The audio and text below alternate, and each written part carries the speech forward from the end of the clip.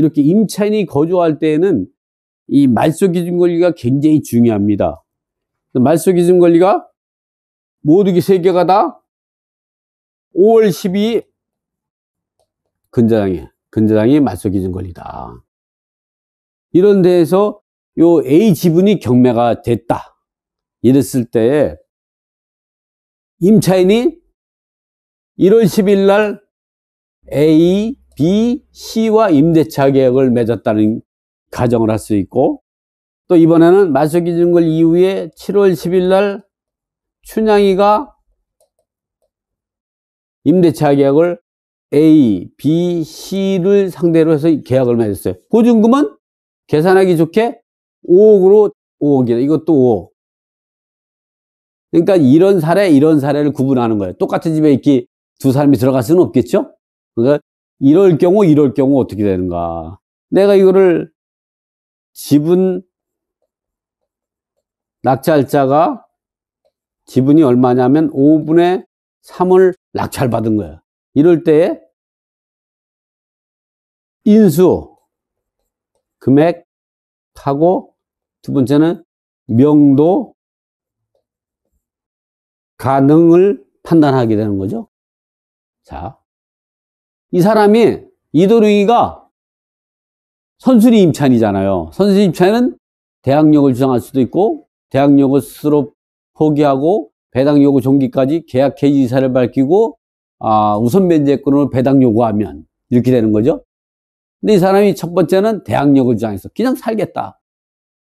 그럼 낙찰자가 인수해야죠. 대항력을 주장하는 거예요. 그러면 이 사람은 인수금액이 얼마냐? 공동 채무자 간에는 채권 물가에 따라서 5억을 인수하는 게 되는 거고, 5억이 인수하는 게 원칙이요. 이럴 때에는 채무자로 인수하는 게 인수가 3억, 물상보증의 담보책임이 약자가 물담이죠. 이걸 물담을 다른 말을 말하면 담보제공자. 그러니까 우리가 은행에 대출 받을 때 내가 채무자는 아니지만 담보를 제공하는 사람이 있죠? 그걸 물상보증이라 그래요, 법률적으로는. 그래서 이런 경우는 물담 또는 담보제공자 이런 거죠. 임대차 계약도 마찬가지예요. 내가 임대차 계약을 A가 임대차를 맺는데 B와 C가 동의만 하고 돈을 안 받았다.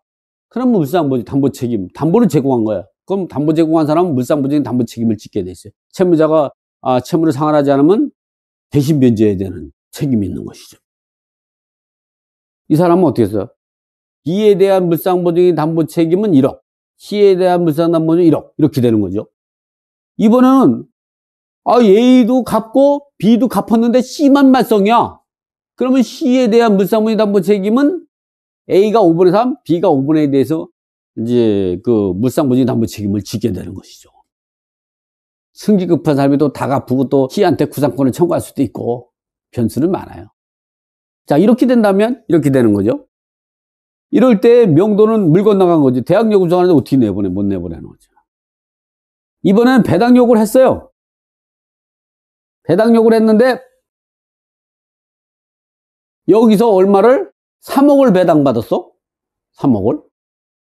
그러면 인수할 거는 2억이 되는 거죠. 근데 채무자로 인수하는 건 없어. B가 안 갚으면 대신 변제는 1억.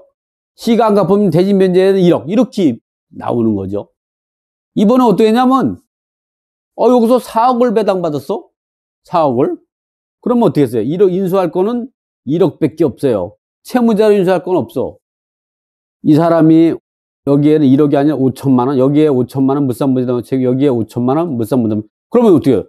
B와 C는 1억을 받았어. 이도령한테. 근데 5천만 원 뺏기 안 갚는다면 5천만 원 부당이득을 보게 되는데 그 부당이득은 누가 대신 갚은 것이냐? 낙찰자가 갚았을까요? A가 갚았을까요? 누가 갚았어요? 5천만 원을. A가 갚은 거지. A가 자기 물건을 팔아가지고 이 5천, B 5천, C 5천을 대신 변제해 준 거예요. 그래서 이 A가 여기에 5천만 원만큼, 여기 5천만 원만큼 구상권을 청구할 수 있어요. 구상권.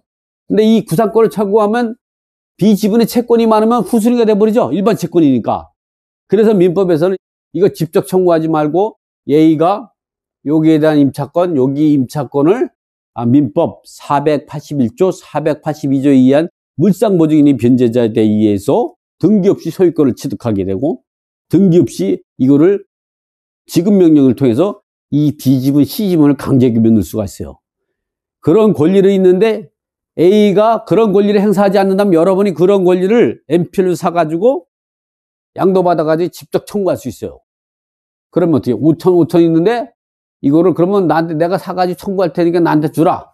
그러면 500만 원에서 사가지고 5천 청구하면 얼마나 4,500, 4천, 9천만 원 남는 거죠. 이게 지분경매에서 후순위 채권을 사서 환급을 낳는 MPL이라고 하는 거예요.